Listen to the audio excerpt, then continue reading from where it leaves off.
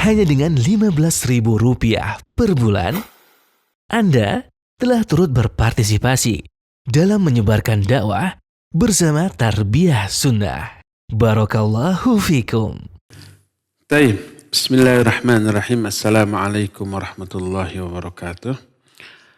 Alhamdulillah wassalatu wassalamu ala rasulillah wa ala alihi wa ashabihi wa mawalah wa man tabi'ahum bi ihsanin ila yaumil qiyamah. Ba'd. Para pendengar radio Tarbiyah Sunnah Bandung, di mana saja Anda berada, para pendengar radio-radio lain yang juga ikut gabung, para pemirsa Persada TV, Niaga TV, dan TV-TV lain, serta para netizen melalui akun manapun di mana saja Anda berada. Alhamdulillah, kembali kita berjumpa secara live di hari Selasa pagi ini untuk membahas fiqih al-asma'ul husna. Kalau pekan lalu kita sudah membahas salah satu di antara nama sekaligus sifat Allah, yaitu Al-Wadud. Sekarang yang kita akan bahas adalah Al-Barr. Salah satu di antara nama bagi Allah sekaligus sifat baginya adalah Al-Barr. Maknanya yang maha baik. Lafaz Al-Barr sebagai nama Allah ini hanya terdapat dalam satu ayat di dalam Al-Quranul Karim, yaitu surah Tur ayat yang ke-28. Allah Azza wa Jalla berfirman, Inna kunna min qablu nad'uh, innahu huwal barrur rahim. Berkatalah para ahli surga. Ahli surga nanti di surga ngobrol dengan sesama ahli surga, menceritakan masa lalu ketika di dunia. Salah satu ucapan ahli surga lah, inna kunna min qablu nad'uh. Dulu kami ketika masih hidup di dunia selalu menyeru kepada Allah, selalu berdoa. Dan ini salah satu di antara keutamaan doa, bahwa doa salah satu penyebab orang masuk surga. Kata para ahli surga, inna kunna min qablu nad'u. Kami dulu sebelum ini selalu berdoa kepadanya, innahu huwal barrur rahim. Sesungguhnya Allah itu maha baik dan maha penyayang. Apa makna al-barr? Maknanya adalah alladhi syamal al-kainati bi'asariha bibirrihi wa mannihi wa yata'ihi fahuwa maulan ni'am wasi'ul 'ata' daimul ihsan lam yazal wa la yazalu bil birri wal 'ata' mawsufan wa bil manni wal ihsan ma'rufan tafaddala 'alal ibad bin ni'amis sabighah wal 'ata'il mutatabi'ah wal ala'i al mutanawwi'ah. Laisa li jawdihi wa birrihi wa karamihi miqdar fahuwa subhanah dzul karamil wasi' wan nawail mutatabi' wal ata'il midrar. Makna al-bar adalah zat yang kebaikannya, karunia-Nya, pemberiannya mencakup seluruh makhluk. Dialah pemilik seluruh nikmat, yang maha luas pemberiannya, terus menerus kebaikannya. Dia selalu dan selalu disifati dengan sifat maha baik dan maha pemberi. Dia selalu dan selalu dikenal dengan karunia dan kebaikannya. Dia memberikan segala macam pemberian kepada hamba-hambanya berupa kenikmatan yang sangat banyak. Pemberian yang terus menerus. Karunia yang beragam. kedermawanannya, kebaikannya tidak ada batasnya. Dialah subhanahu wa ta'ala yang memiliki sifat dermawan dengan kedermawanan yang sangat luas, dengan pemberian yang tidak ada putusnya, dan dengan anugerah yang selalu tercurah kepada hamba-hambanya. Makanya pantas apabila dia Allah Azza wa Jalla disifati dengan sifat Al-Bar dan juga dinamai dengan nama tersebut.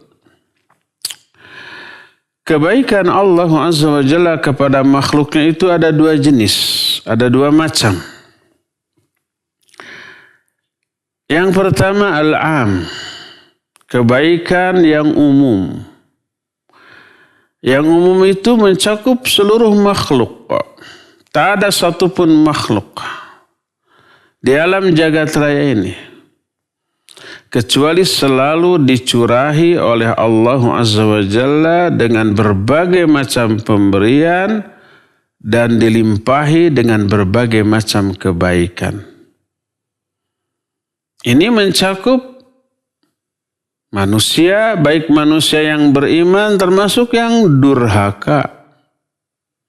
Yang durhaka oleh Allah diberi enggak kebaikan? Diberi. Diberi kehidupan. Diberi kesehatan. Diberi berbagai macam kemampuan, skill.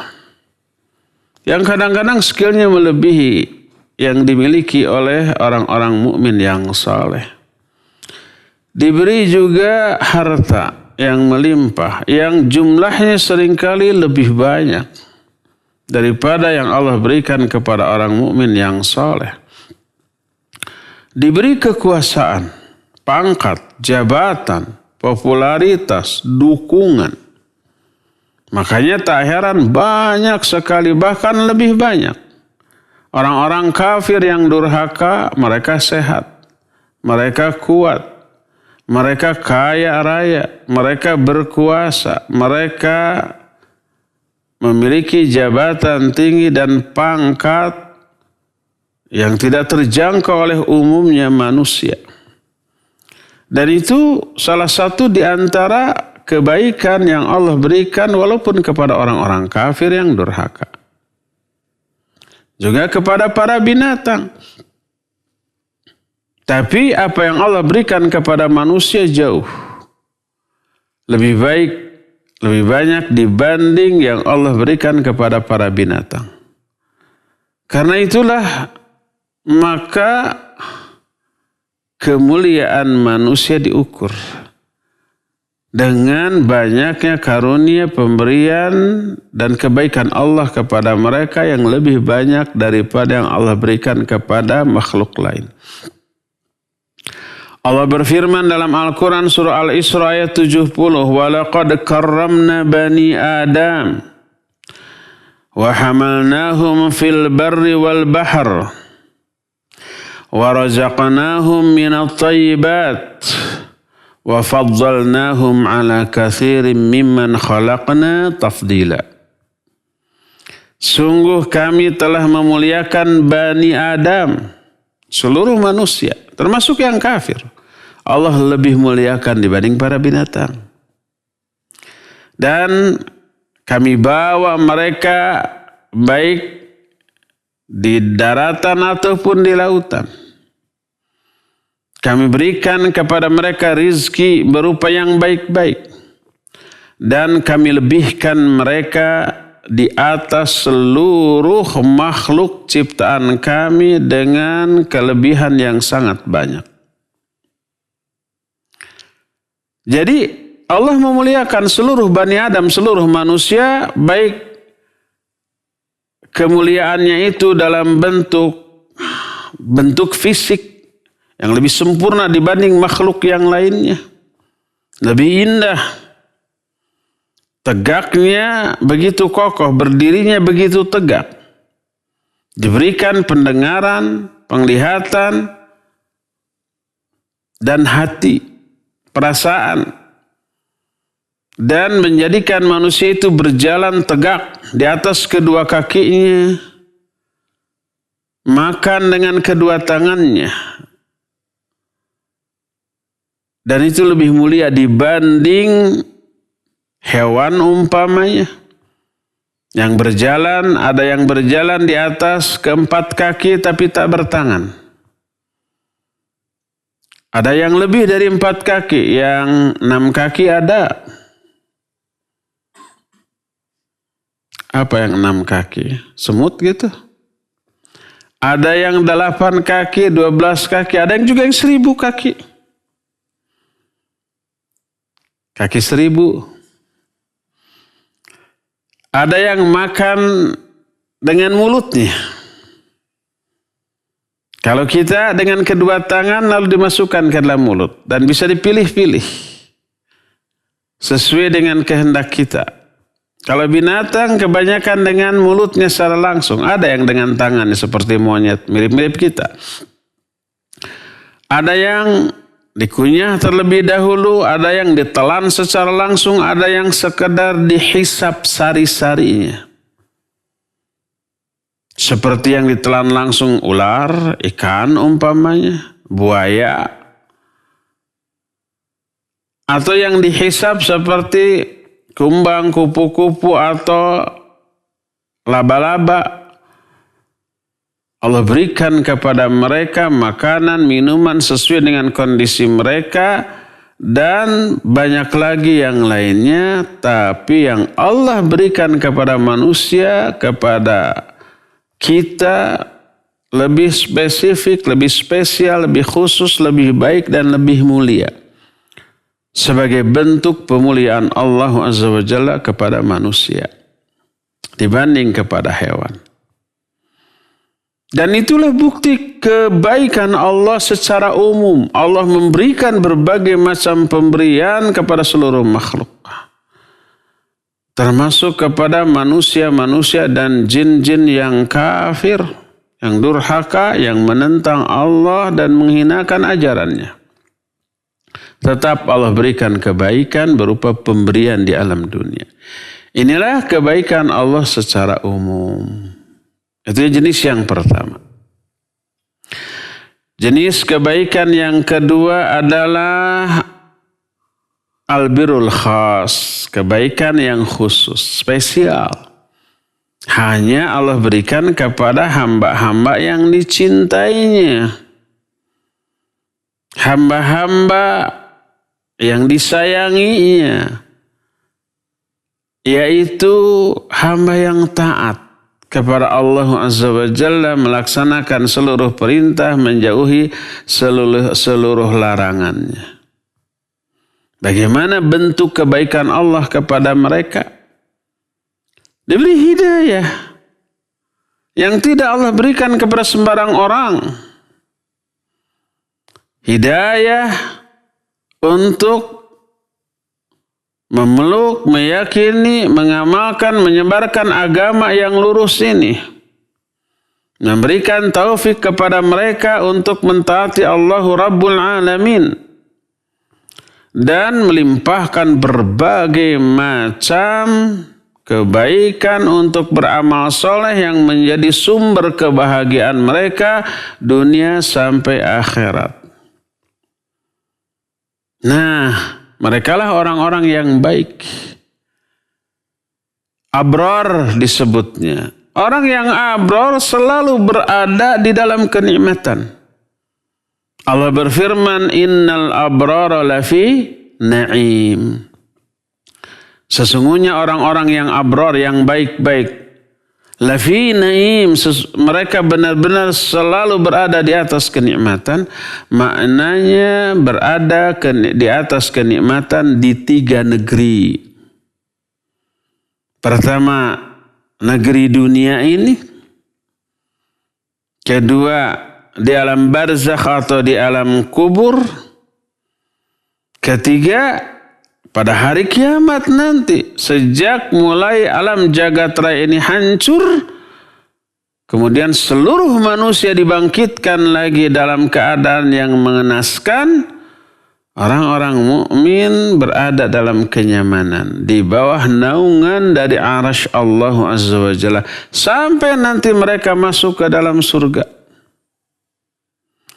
Rincian kebaikan Allah kepada hamba-hambanya yang mukmin adalah kebaikan yang tidak mungkin dihitung saking banyaknya.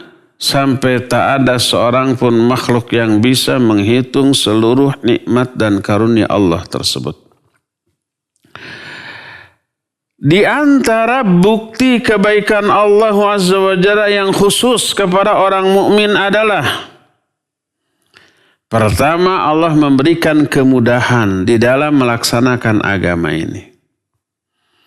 Tidak menginginkan kesulitan. Yuridullahu bikumul yusra wa la yuridu bikumul usra. Allah hanya menginginkan kemudahan bagi kalian dan tidak menginginkan kesulitan.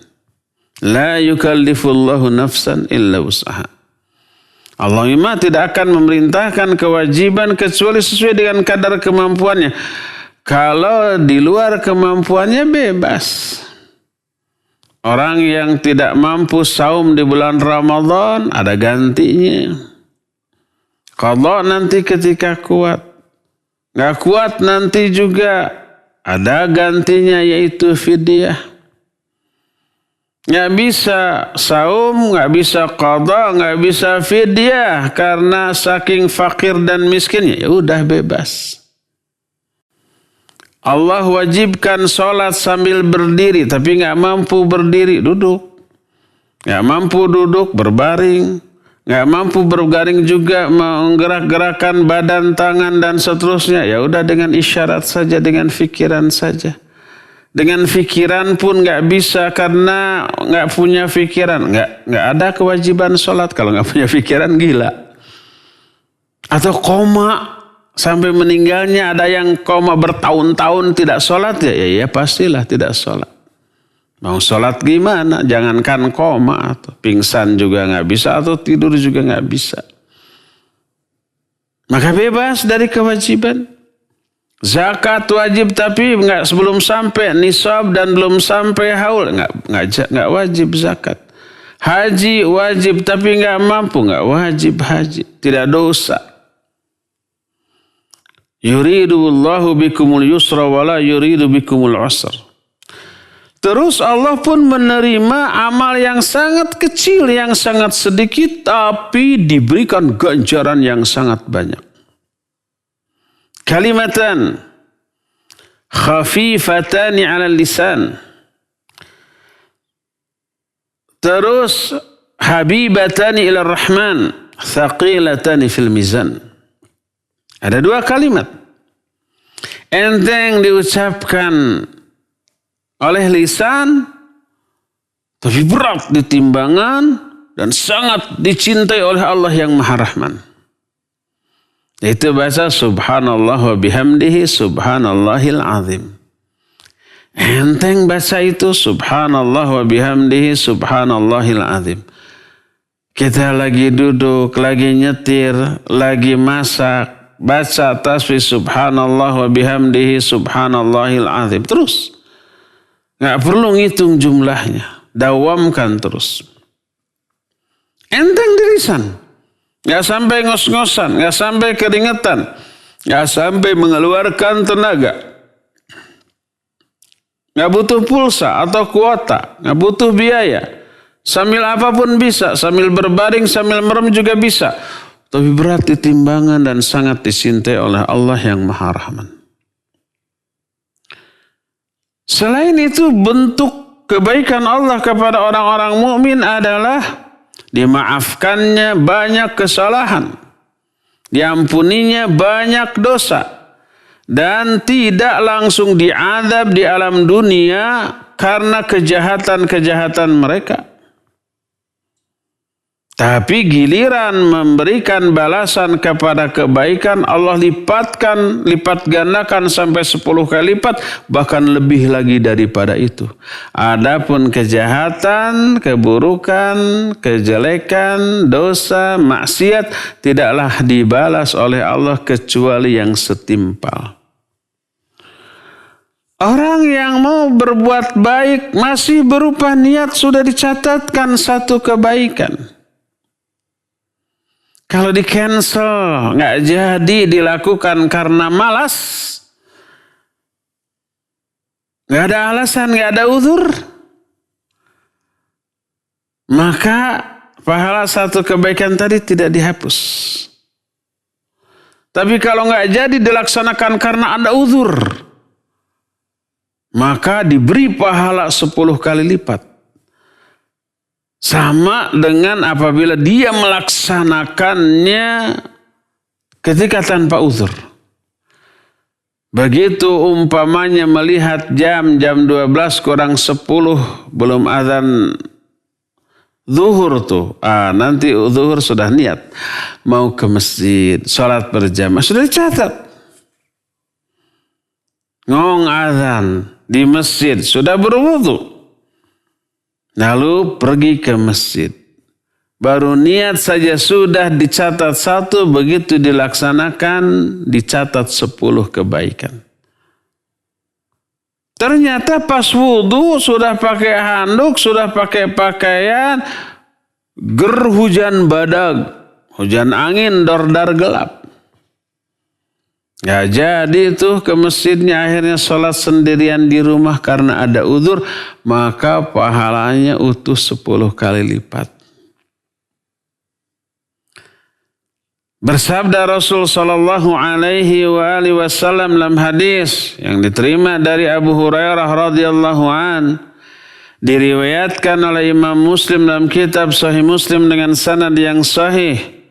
Berkata Rasulullah sallallahu alaihi wasallam, "Man hamma bihasanatin falam ya'malha kutibat lahu hasanah, wa man hamma bihasanatin fa'amilaha kutibat lahu 10 ila 700 dha'f, wa man hamma bisayyah falam ya'malha lam tuktab, wa in 'amilaha kutibat." Kata Nabi SAW, siapa orang yang berniat untuk melakukan satu kebaikan, tapi nggak jadi dilaksanakan karena malas, tanpa uzur, akan dicatat baginya satu kebaikan. Dan siapa orang yang berniat melakukan satu kebaikan lalu jadi diamalkan, akan dicatatkan baginya 10 kebaikan sampai 700 kali lipat. Tapi siapa orang yang berniat melakukan satu keburukan, belum dicatat. Sampai dia mengamalkan keburukan yang diniatkan tersebut, barulah dicatat sebagai satu dosa. Baik apa enggak Allah Azza wa Jalla? Super baik. Dermawan dengan memberi balasan atau pahala. Kalau keburukannya dibalas dengan satu keburukan, kalau satu kebaikan dibalas dengan 10 kebaikan, bahkan berkali-kali lipat sampai 700 kali lipat. Itu yang termasuk kebaikan khusus. Disebut khusus karena diberikan secara khusus kepada orang-orang khusus, yaitu orang-orang mukmin. Yang tak Allah berikan kepada orang yang kafir. Di antara bukti kebaikan Allah kepada hamba-hambanya yang mukmin secara khusus adalah dibukakannya pintu tobat dari banyak dosa dan beragam kemaksiatan. Katakanlah seluruh keburukan pernah dilakukan. Dia kufur, dia syirik. Dia melakukan banyak kejahatan sosial, kejahatan ekonomi, kejahatan politik. Kejahatan sosialnya umpamanya menipu, membunuh, merampok gitu ya, menghina, mencela, menyakiti, mendolimi. Kejahatan ekonominya ya seperti umpamanya menjadi lintah darat, membungakan pinjaman uang dan seterusnya. Menipu ketika berjual beli. Kejahatan politik, ya culas dalam berpolitik. Memanipulasi suara ketika pemilu. Setelah berkuasa kemudian menyalahgunakan kekuasaannya untuk menindas orang-orang yang berseberangan secara politis dengan diri dan kelompoknya dan seterusnya. Semua dosa dilakukan. Lalu tobat. Allah bukakan pintu tobat.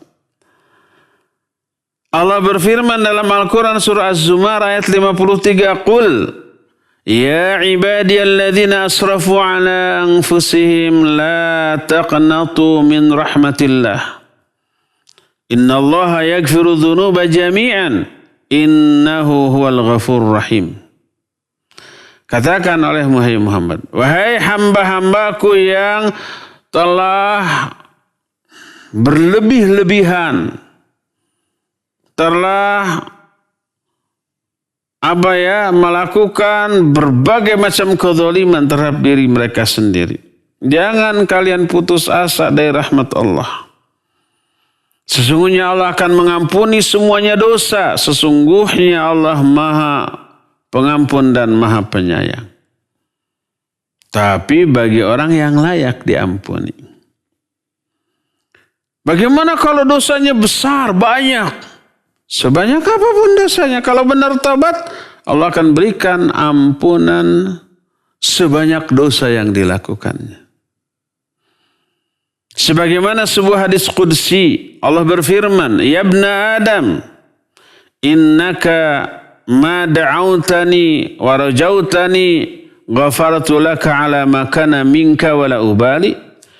Ya ibna Adam, law balagat dunubuka ana as-sama thumma astaghfartani ghafartu laka wa la ubali. La ya ibna Adam, law ataitani biqurabil ardi khataya thumma laqitani la tusyriku bihi bi syai'a la ataituka biqurabiha maghfiratan. Coba lihat baiknya Allah dalam hadis qudsi ini. Allah berfirman, hai Bani Adam, sesungguhnya selama engkau berdoa kepadaku, menyeru kepadaku, berharap kepadaku, aku akan ampuni bagi kamu amal apapun yang kamu lakukan dan aku tidak peduli. Hai Bani Adam, seandainya dosa-dosamu memenuhi langit, langit yang maha luas yang menurut kita tak terbatas, nggak ada ujung, nggak ada pangkalnya, nggak ada awal, nggak ada akhirnya. Saking luasnya, saking gedenya ini langit, padahal ada ujungnya, ada akhirnya, ada batasnya. Cuma kita nggak tahu di mana. Saking kecilnya kita dan sangat besarnya langit. Seandainya dosamu memenuhi langit, langit ini semua tertutup dengan dosamu. Kemudian engkau meminta ampunan kepadaku, aku akan ampuni bagimu dan aku tidak peduli. Hei anak Adam, seandainya engkau mendatangi aku dengan membawa kesalahan sepenuh bumi, kemudian engkau mendatangi aku, menemui aku dalam keadaan engkau tidak menyekutukan aku dengan sesuatu pun, tidak syirik, pasti aku akan mendatangimu dengan membawa ampunan sepenuh bumi pula. Allah mah tidak dendaman bagi orang yang menyadari kesalahannya lalu taubat. Enggak, diampuni oleh Allah. Dihapus kesalahan dan diganti dengan pahala kebaikan. Nah, itu salah satu di antara bukti dari baiknya Allah Azza wa Jalla. Bahkan lebih lagi daripada itu, di antara bukti kebaikan Allah kepada hamba-hambanya yang mukmin adalah Allah sangat toleran kepada mereka, memaafkan mereka dan menutupi dosa-dosa di dunia dan mengampuninya di akhirat. Ketika manusia di dunia berdosa, yang membuat dia memiliki aib yang apabila diketahui oleh orang pasti dihinakan, Allah tutupi itu dosanya, Allah rahasiakan, Allah enggak ekspos, enggak Allah bongkar di hadapan manusia. Allah rahasiakan. Di dunia tuh orang-orang enggak tahu bahwa dia itu punya banyak dosa, disangkanya soleh, makanya dipuji para ahli maksiat. Di akhirat itu dosa yang Allah tutupi di dunia diampuni. Inilah yang disebut dengan maghfirah. Maghfirah itu adalah ditutupnya itu dosa di dunia dan diampuninya itu dosa di akhirat.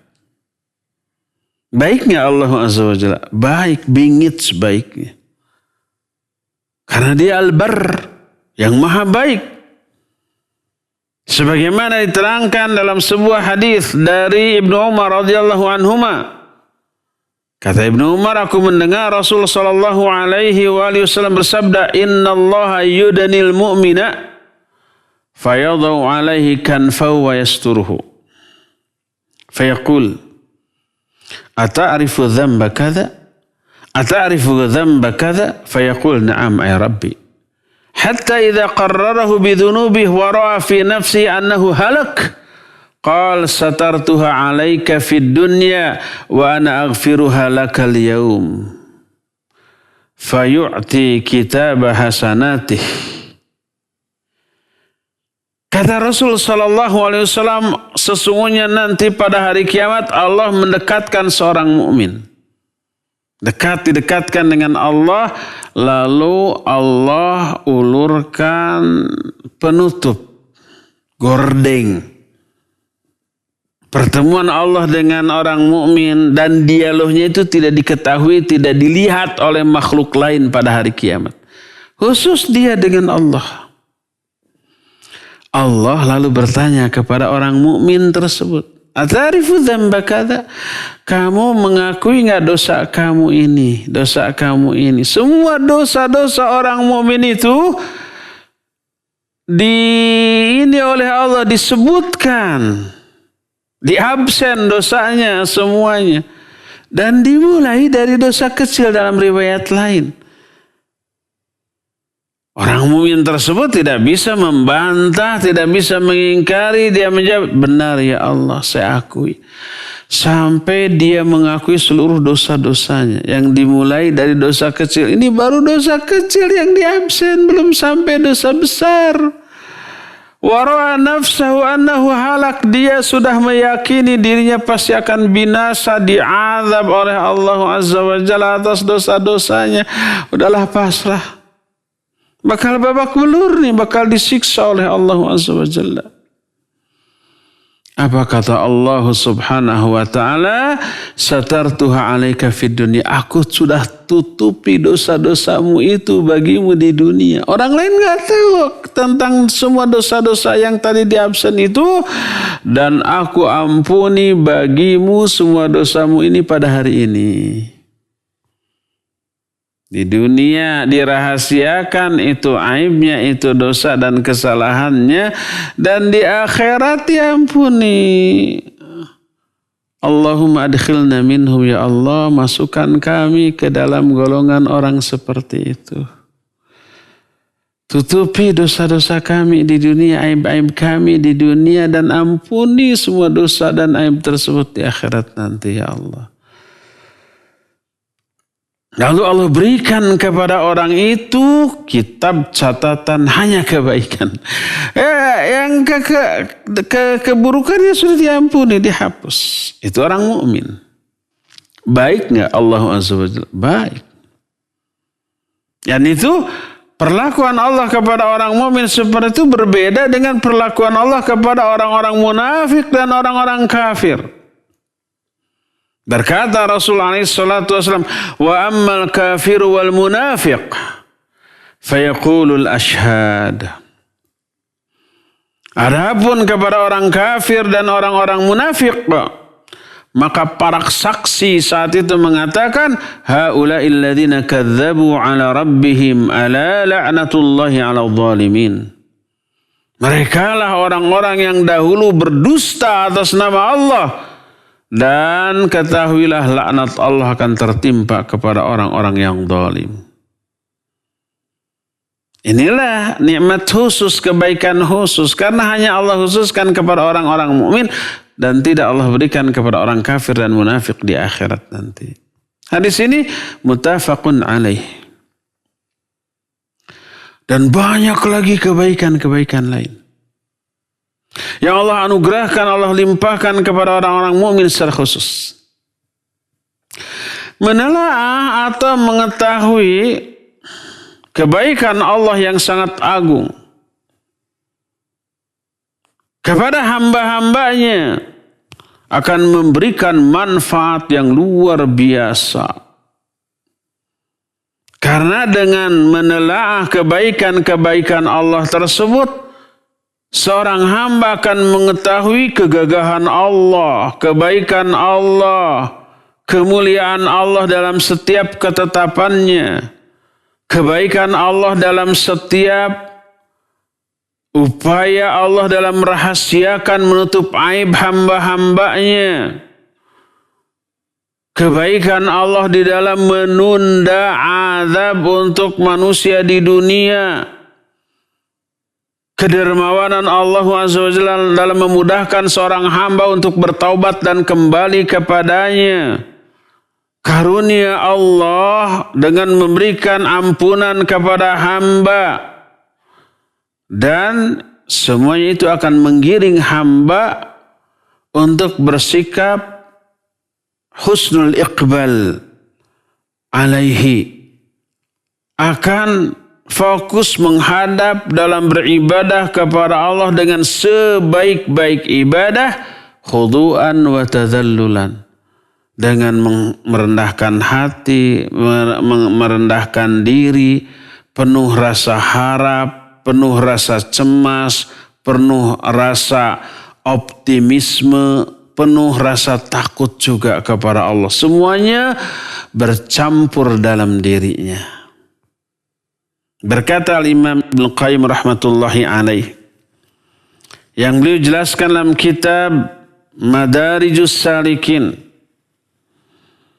Kata beliau, yu'rafu birruhu subhanahu wa ta'ala fi satrihi alaihi hala irtikabil ma'siyah ma kamali ru'yatihi lah walau sya'a la fadhahu baina khalqihi fahadhiruh wa hadha min kamali birrih wa min asma'ihi al-bar wa hadha al-bir min sayyidihi kana an kamali ghinahi an wa kamali faqril abdi ilayh فاشتغلوا بمطالعة هذه المنة ومشاهدة هذا البر والإحسان والكرم فيذهلوا عن ذكر الخطيئة فيبقى مع الله سبحانه وذلك أنفع له من الاستغلال بجنايته وشهود ذل معصيته فإن الاستغلال بالله والغفلة عما سواه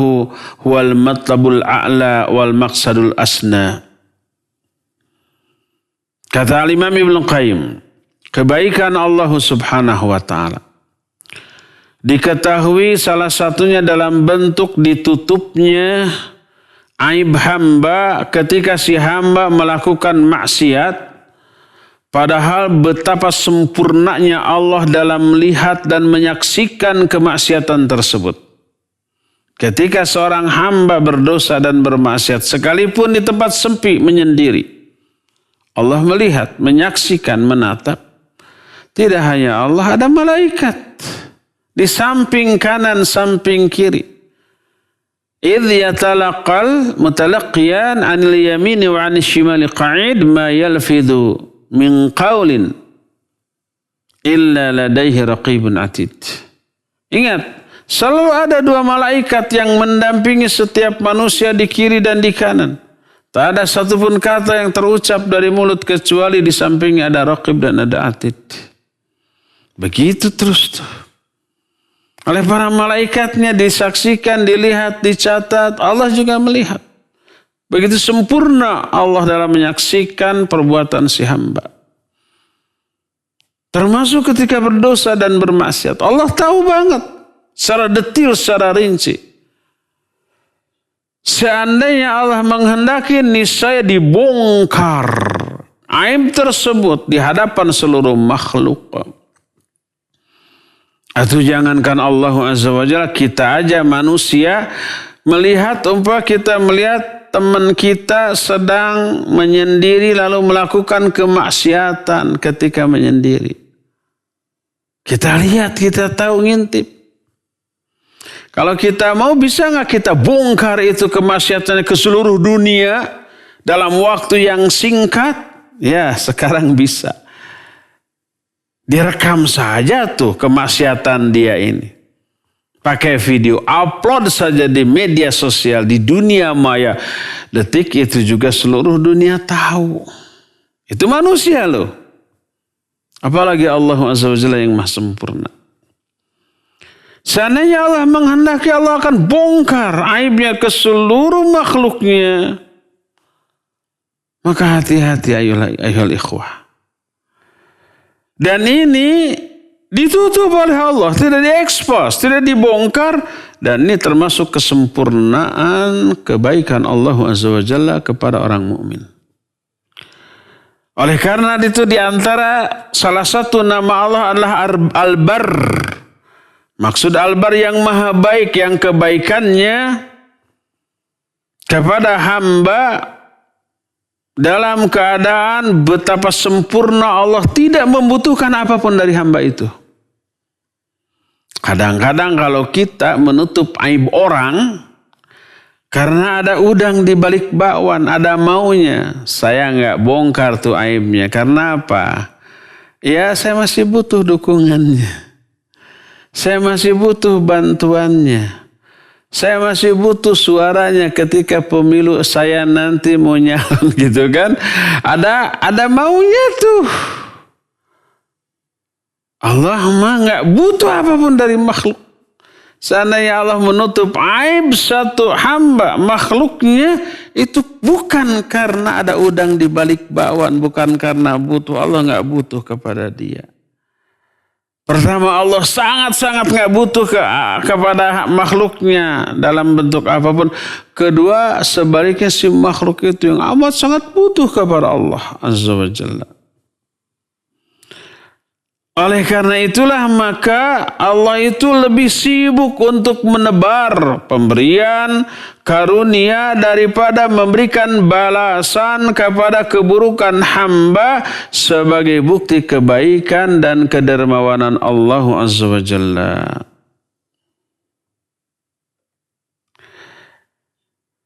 Nabi sallallahu alaihi wa alihi wasallam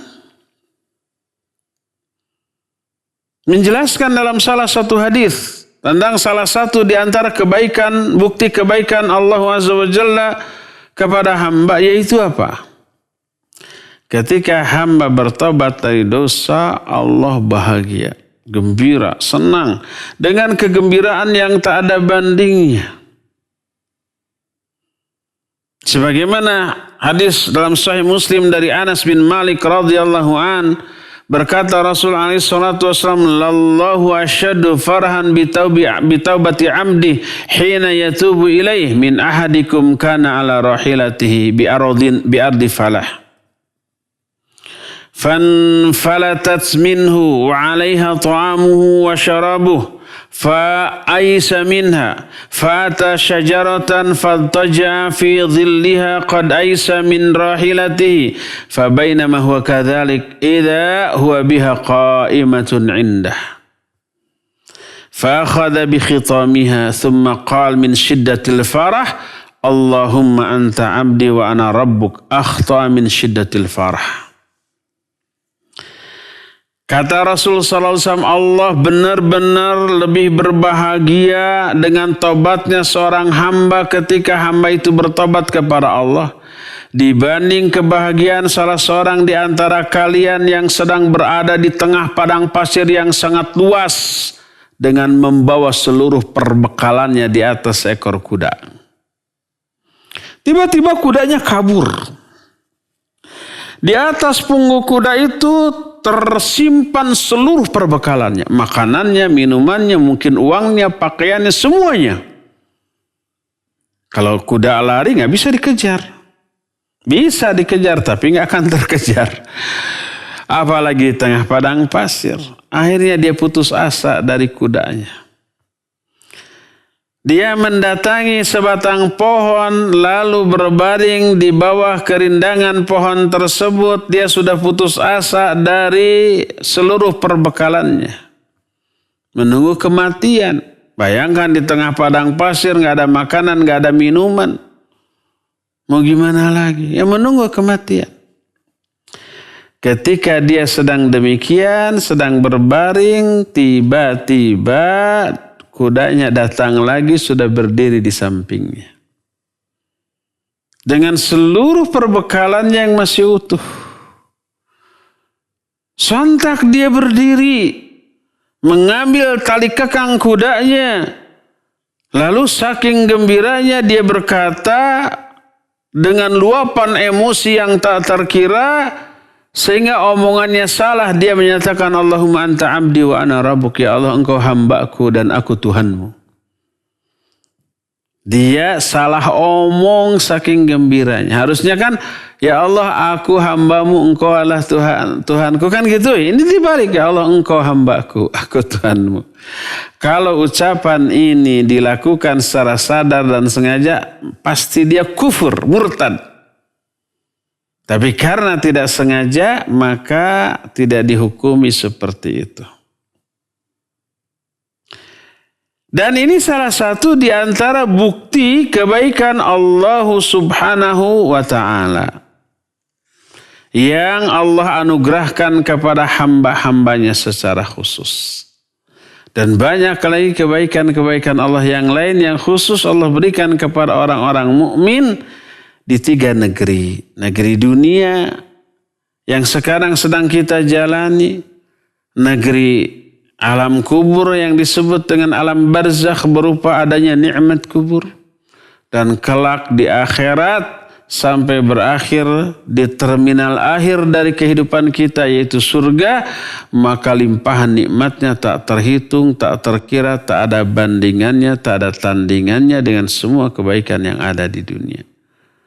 Semoga Allah Azza wa Jalla memasukkan kita sebagai orang-orang mukmin yang diberikan nikmat khusus di 3 negeri tersebut, dunia, alam barzah dan alam akhirat kelak. Ya. Cukup sampai di sini penjelasan salah satu nama dan sifat Allah yaitu Al-Bar, yaitu yang maha baik.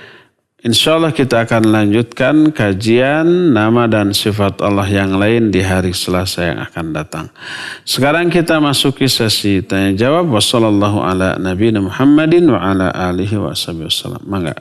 Syukran Ustaz atas materi yang disampaikan. Dan ikhwati man azani Allah wa iyyakum, para pendengar dan pemirsa yang menyimak kajian di pagi hari ini, pembahasan kitab fikih Asmaul Husna. Silakan yang akan bertanya kepada Ustaz melalui line telepon. Bisa melalui line telepon di nomor 022-8686-2637. Sekali lagi di nomor 022-8686-2637. Ataupun bisa melalui pesan singkat ke nomor 0811-227-1476. Sekali lagi di nomor 0811-227-1476. Ya, silakan kami berikan kesempatan pertama untuk penelpon di nomor 022-8686-2637. Ya, silakan. Assalamualaikum warahmatullahi wabarakatuh. Waalaikumsalam warahmatullahi wabarakatuh. Ustaz Aman. Alhamdulillah, Pak Dudung. Cepat nanti keburu putus. Punten Ustaz yang dijelaskan.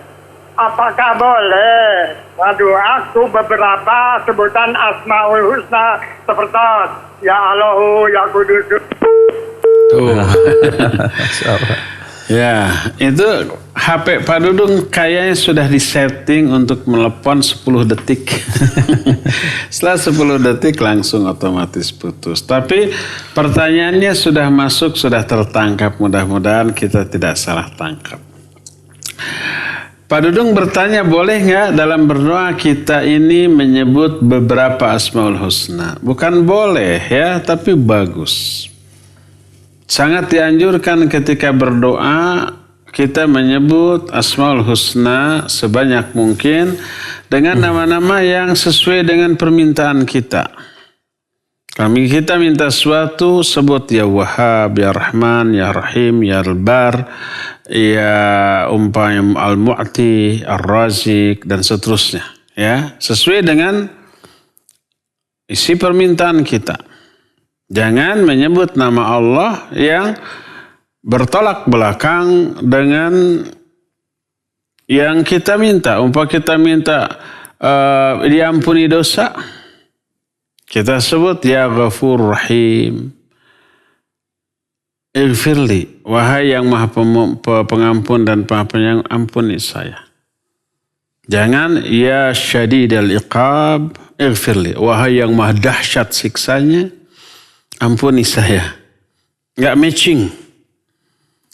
Jadi dianjurkan untuk menyebut al-asmaul husna dalam doa kita sebagaimana firman Allah, walillahil asmaul husna fad'uhu biha wa dharul ladzina yulhiduna fi asma'i. Kata Allah, Allah memiliki asmaul husna, nama-nama yang baik. Silakan kamu berdoa dengan menyebut al-asmaul husna tersebut dan tinggalkan orang-orang yang ilhad di dalam asma dan sifat Allah tersebut. Ya, boleh dan bagus Pak Dudung. Wallahu a'lam bissawab. Silakan lagi. Baik, syukron Ustaz atas jawabannya. Kita beralih ke penanya melalui pesan singkat dari Sandi Frasena. Beliau bertanya, Bismillah. Oh iya baik, kita angkat telepon terlebih dahulu. Ada penelpon yang masuk. Ya silakan. Assalamualaikum warahmatullahi wabarakatuh. Waalaikumsalam warahmatullahi wabarakatuh. Silakan. Ya, sesuai dengan temanya yaitu Allah Maha Baik. Yang saya tanyakan ada dua jenis kebaikan Allah. Satu secara umum, dua spesial. Yang saya mau tanyakan yang spesial, bagaimana untuk bisa menjalankan spesial itu? Sekian, assalamualaikum warahmatullahi wabarakatuh. Waalaikumsalam warahmatullahi wabarakatuh. Iya, kebaikan Allah yang umum tak perlu diminta, Allah pasti akan berikan, bahkan kepada orang kafir, kepada para binatang. Nah, sekarang kebaikan spesial, sebuah kebaikan khusus, berupa hidayah dari Allah Azza wa Jalla, berupa ampunannya, berupa ilmunya, berupa taufiknya, berupa berbagai macam karunia yang hanya Allah berikan kepada orang-orang mukmin. Bagaimana caranya? Caranya adalah menjadikan diri kita sebagai orang yang khusus pula, yang spesial pula di mata Allah Azza wa Jalla, bukan di mata manusia. Dengan cara apa? Laksanakan seluruh perintahnya, jauhi semua larangannya. Dengan cara semaksimal yang kita bisa mendekat kepadanya dengan berbagai macam amalan-amalan yang Allah syariatkan. Sampai kita menjadi orang khusus, orang yang dicintainya. Berfirman Allah Azza wa Jalla dalam salah satu hadis qudsi yang sahih diriwayatkan oleh Imam Al-Bukhari. Kata Allah, la yazalu abdi yataqarrabu ilayya bin nawafili hatta uhibbahu. Fa idza ahbabtuhu kuntu sam'ahu alladhi yasma'u bih wa basaruhu alladhi yubsiru bih wa yadahu allati yabtashu biha wa rijlahu allati yamshi biha wa in salani la ataitu wa la in ista'adani la a'idhannahu.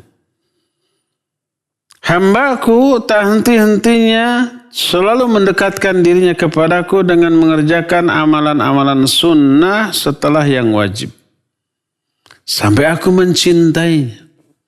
Nih, sampai menjadi orang khusus. Kalau aku sudah mencintainya, aku akan menjadi pendengarannya yang dengannya lah dia mendengar. Menjadi kedua matanya yang dengannya lah dia melihat. Menjadi kedua tangannya yang dengannya lah dia bertindak. Menjadi kedua kakinya yang dengannya lah dia akan berjalan. Kalau dia minta sesuatu, pasti akan aku beri. Kalau dia minta perlindungan, pasti akan aku berikan perlindungan. Itu orang-orang khusus. Dan diberi anugerah yang khusus di 3 negeri. Dunia, alam barzakh, dan juga alam akhirat. Itu kuncinya. Jangan sampai kita ingin diperlakukan secara khusus, secara spesial oleh Allah, diberi pemberian dengan pemberian khusus, tapi kita mengklasifikasikan diri seperti orang umum. Cuek pada perintah Allah, menganggap enteng dalam melanggar larangan Allah, tidak pernah mendekat bahkan selalu menjauh dengan bermaksiat kepadanya. Ini mah berarti meminta agar dijauhkan oleh Allah dari pemberian-pemberian khusus tadi. Demikian Pak Mul, wallahu a'lam bissawab. Silakan. Syukran Ustaz atas jawabannya. Kita beralih ke penanya melalui pesan singkat dari Sandi Frasena. Beliau bertanya, Bismillah, Assalamualaikum Ustaz. Semoga Allah menjaga Ustaz, tim dan merahmati para ulama kita dan seluruh kaum muslimin. Amin. Izin bertanya Ustaz, kenapa ya hati ini itu terkadang sempit, terkadang lapang? Apakah itu disebabkan oleh maksiat Ustaz? Syukran jazakumullahu khairan, barakallahu fiik. Iya. Wa fika barakallah. Hati ini terkadang sempit, terkadang lapang. Terkadang resah, gelisah, risau dan galau, terkadang tenang. Terkadang tepuguh rasaan. Gak puguh apa yang kita rasakan. Kadang-kadang berada dalam sebuah kepastian, optimisme, keyakinan. Apa penyebabnya? Coba aja perhatikan, ketika kita lapang kenapa? Ketika kita sumpek kenapa? Tapi yang jelas Al-Quran dan As-Sunnah sudah menerangkan. Hati-hati yang lapang adalah hati-hati yang dilapangkan oleh Allah karena ketaatan. Karena ibadah, amal soleh dan kebaikan yang dilakukan. Hati-hati yang Allah sempitkan karena dosa dan maksiat yang dilakukan. Coba perhatikan umpamanya alladzina amanu wa tatma'innu qulubuhum bidzikrillah. Ala bidzikrillah tatma'innul qulub. Orang-orang beriman hatinya akan tenang. Hanya dengan mengingat Allah. Ingat, hanya dengan mengingat Allah hati menjadi tenang. Mengingat Allah di sini bukan sekedar di mulut, zikir dalam bentuk mengucapkan lafaz Allah, la ilaha illallah, alhamdulillah, subhanallah, Allahu akbar, la ilaha illallah. Bukan sekedar itu, tapi yang lebih lagi yang berzikir itu hati, bukan sekedar mulut. Betapa banyak orang yang berzikir, tapi zikirnya tidak menenangkan jiwa, malah tambah meresahkan. Tambah membuat hati sumpek dan sempit. Kenapa ya? Kata Allah dengan zikir hati menjadi tenang. Saya zikir tapi kenapa tambah risau? Itu karena yang zikir hanya lisan. Hatinya tidak. Iya, lisannya zikir, hatinya ingat kepada hal-hal buruk dari kehidupan dunia, dari kasus, peristiwa yang terjadi yang kita alami, yang buruk, yang membuat kita sedih. Ya tetap hatinya tidak ikut berzikir, maka tidak akan merasakan ketenangan. Ayat yang menyatakan ala bidzikrillahi tatmainnul qulub, ingat dengan berzikir kepada Allah hati menjadi tenang, maksudnya yang berzikir hatinya. Hatinya yang ingat kepada Allah Azza wa Jalla. Oleh karena itulah maka ketika hati berzikir ingat kepada Allah dalam bentuk baca Al-Quran yang dihayati, zikir yang dihayati, berdoa dengan penghayatan, sholat dengan khusyuk dan seterusnya, itu yang membuat hati lapang. Hati menjadi tenang. Hati menjadi tentram. Dan sebaliknya ketika hati ini jauh dari Allah, walaupun badan kita ibadah.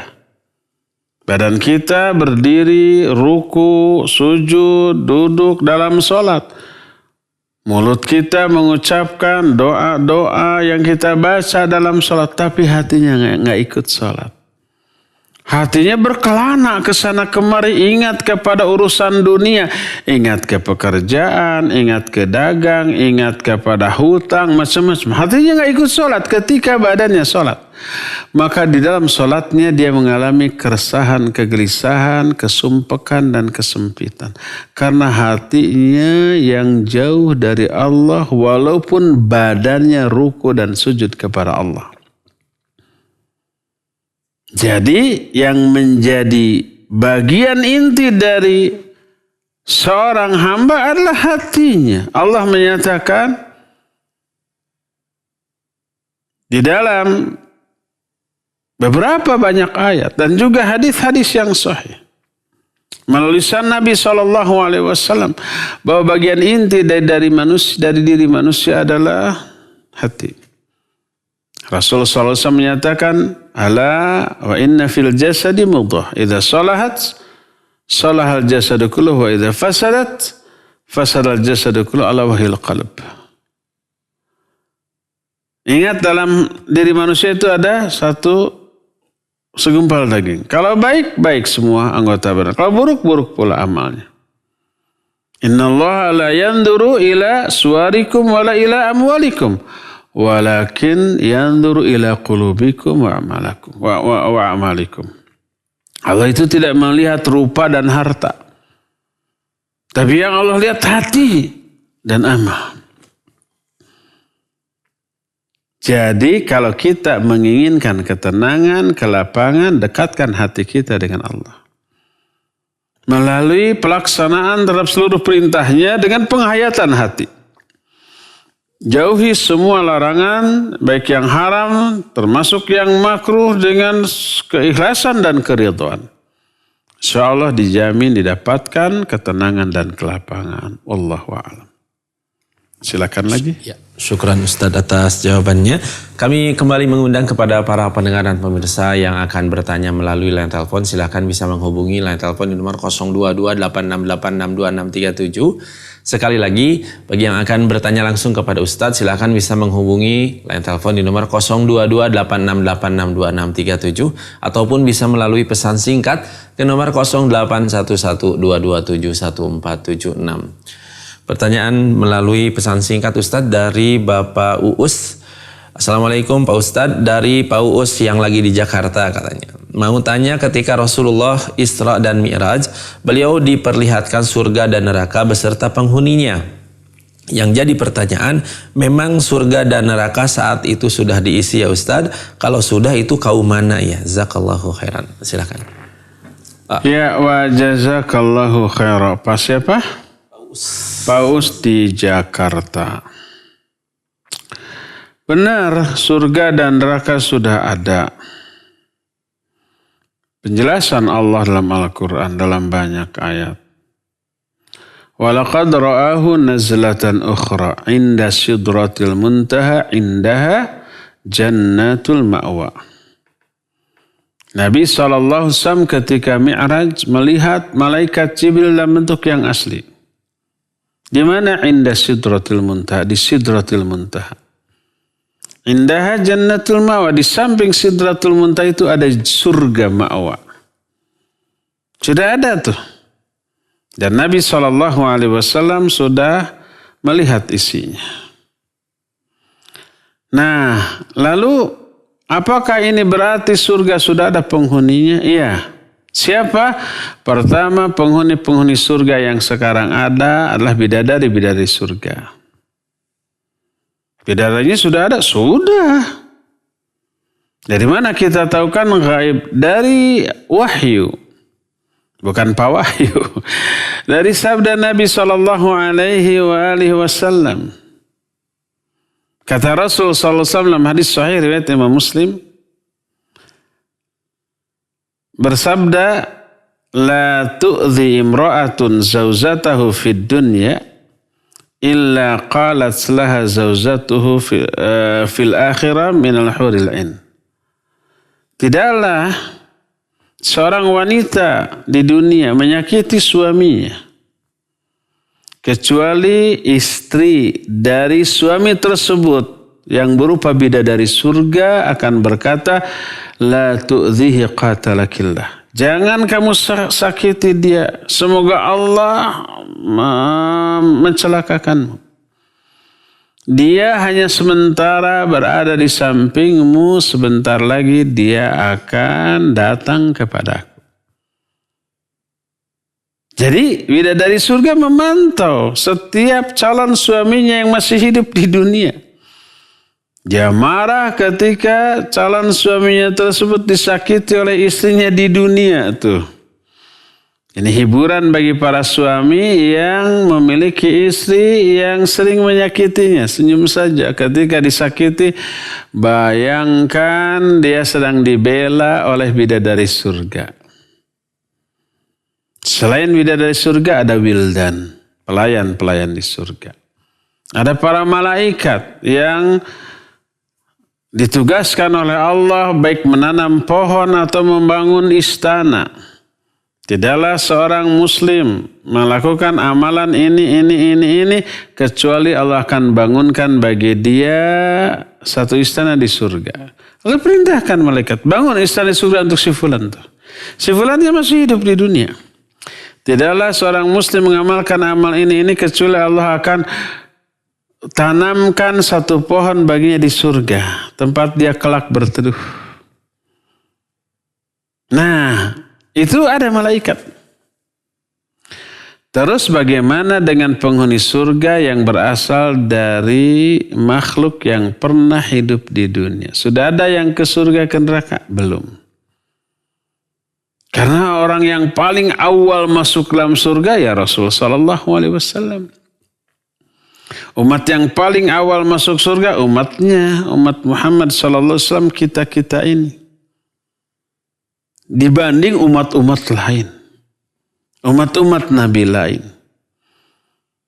Nah, itu terjadi nanti setelah kiamat, setelah proses hisab, setelah proses menyeberang sirat dan seterusnya teralami, baru Nabi yang pertama kali mengetuk pintu surga. Sekarang masih ada di alam kubur semuanya yang sudah mati. Yang masih hidup ya seperti kita-kita sekarang. Lalu apa yang dilihat oleh Nabi SAW yang beliau lihat adalah kondisi di alam kubur. Makanya hadis-hadis tentang mi'rajnya Nabi SAW melihat ada yang disiksa begini, disiksa begitu, itu dibahas oleh para ulama dalam bab azab dan nikmat kubur. Ketika Nabi SAW melihat ada orang yang kukunya panjang terbuat dari logam yang runcing, dia cakar-cakarkan kukunya itu ke wajah dan dadanya sampai berlumuran darah, dan itu dia alami, dia lakukan terus sampai hari kiamat. Sampai hari kiamat. Berarti belum kiamat. Berarti itu di alam kubur. Wallahu a'lam bissawab. Silakan. Syukran Ustaz atas jawabannya. Ikhwati manazani Allah wa yakum. Ya, kami mengundang kepada antum yang akan bertanya kepada Ustaz, silakan di nomor telepon 02286862637. Ya, silakan. Silakan, sudah masuk. Halo. Halo. Halo. Ya, silakan Ibu. Dari Ibu siapa di mana? Dengan hamba Allah di Margasi. Ya, silakan Ibu. Ini mau nanya ke Pak Ustadz, di mana itu Asmaul Husna kalau dibacanya misalnya banyak-banyak 100 gitu kan, dan lagi waktunya bisa dipakai zikir pagi sore gitu, ya gitu aja. Baik. Iya. Sudah Bu? Ya, makasih. Assalamualaikum warahmatullahi wabarakatuh. Ibu hamba Allah di bumi Allah. Di Margasi. Boleh nggak kita menyebut nama Allah sebanyak-banyaknya 100, 1000? Boleh. Itu bukti cinta kita kepada Allah Azza wa Jalla. Sebagaimana peribahasa, ini peribahasa bukan ayat, bukan hadis. Dalam bahasa Arab menyatakan man ahabba syai'an aktsara min dzikrih. Siapa orang yang mencintai sesuatu, maka pasti dia akan menyebut-nyebut sesuatu yang dicintai itu. Baik barang termasuk orang. Maka kalau umpama kita mencintai Allah, pasti kita akan banyak menyebut nama Dia. Tanpa menentukan jumlah, harus dipatok 100 setiap hari. Enggak ada tuntunannya kalau harus dipatok setiap hari. Baik 100, 200 sampai 1000, sampai dihitung baik dengan alat hitung atau dengan jari. Enggak. Silakan sebanyak-banyaknya, sesering mungkin. Boleh enggak dipakai untuk zikir pagi dan petang? Kalau zikir pagi dan petang itu muqayyad, sudah ditetapkan jenis zikirnya. Pagi baca apa, sore baca apa. Di luar itu silakan kita menyebut Asmaul Husna yang mana saja sekehendak kita. Sebagai bentuk bahwa kita mengingat Dia, selalu ada di hati Dia, dan mencintai Dia. Allahu Azza wa Jalla. Ya, wallahu a'lam. Silakan lagi. Terakhir ya. Baik, syukran Ustaz atas jawabannya. Pertanyaan terakhir. Assalamualaikum Ustaz. Saya muslimah menikah pada tahun 1983 dengan pria kafir. Nikah dengan cara dan aturan agama kafir, tapi tidak meyakininya. Selama usia pernikahan, saya tetap menjalankan ibadah sebagaimana saya beragama Islam. Pada tahun 2002, Allah memberikan hidayah kepada suami saya untuk menjadi mu'alaf. Kami pun menikah secara Islam. Pertanyaannya, apakah saya harus bersahadat lagi karena melakukan pernikahan dengan cara kafir tapi tidak meyakininya? Yang kedua, bagaimana amalan saya selama itu? Apakah diterima Allah? Jazakallahu khairan Ustaz, barakallahu fiik. Silakan. Iya, wa fika barakallah, wa fika barakallah. Taib, ibu yang barusan bertanya. Ibu muslimah ketika menikah dengan orang kafir, maka pernikahannya tidak sah. Hubungan yang dilakukan setelah itu merupakan perzinahan. Tapi tidak membuat ibu menjadi murtad, enggak. Ibu tetap muslimah. Ritual pernikahan gaya kafir saat itu tidak diyakini. Jadi tidak murtad. Tetap muslimah, tetapi muslimah yang terjerumus dalam dosa besar. Karena melakukan sebuah perbuatan haram menikah dengan laki-laki non-muslim. Dan itu terlarang, tidak halal. Dan pernikahannya fasakh, rusak. Tidak terjadi pernikahan secara syar'i. Dia bukan suami ibu, ibu bukan suami dia. Dan seluruh hubungan yang dilakukan saat itu merupakan perzinahan. Sampai kemudian suami ibu itu menjadi mu'allaf, masuk Islam dan melakukan akad pernikahan baru. Akad pernikahan yang baru ini sah. Dia sudah muslim, ibu juga ibu tetap muslim. Tidak pernah murtad.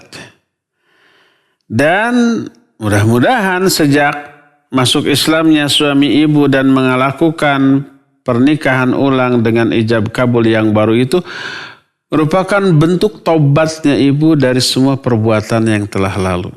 Dosa-dosa yang ibu lakukan sebelum itu, kalau taubat dengan sebenarnya taubat, insya Allah terhapus. Allah berfirman, tubu ilallahi taubatan nasuha. Asa rabbukum ayukafir ankum sayiatikum wa yudkhilakum jannat. Bertobatlah kalian kepada Allah dengan sebenarnya taubat, maka Allah akan menghapus dosa-dosa kalian dan memasukkan kalian ke dalam surga. Jadi kalau taubatnya benar, terhapus dosa perzinahan sebelum itu. Dan memulai lembaran baru setelah mengalami akad pernikahan yang baru dengan suami ibu. Ya. Nah, mudah-mudahan dari sana ke sini semuanya merupakan amal-amal soleh yang dilakukan oleh sepasang muslim dan muslimah. Insya Allah diterima ibadah setelah itu dan diampuni dosa sebelum itu bila sudah ditobati. Ya cukup sampai di sini saja. Waktunya sudah mencukupi. Insya Allah kita akan jumpa kembali di hari Selasa yang akan datang di waktu yang sama. Subhanakallahum bihamdik. Asyhadu an la ilaha illa anta. Astaghfiruka wa atubu ilaik. Walhamdulillahirabbil alamin. Wassalamualaikum warahmatullahi wabarakatuh.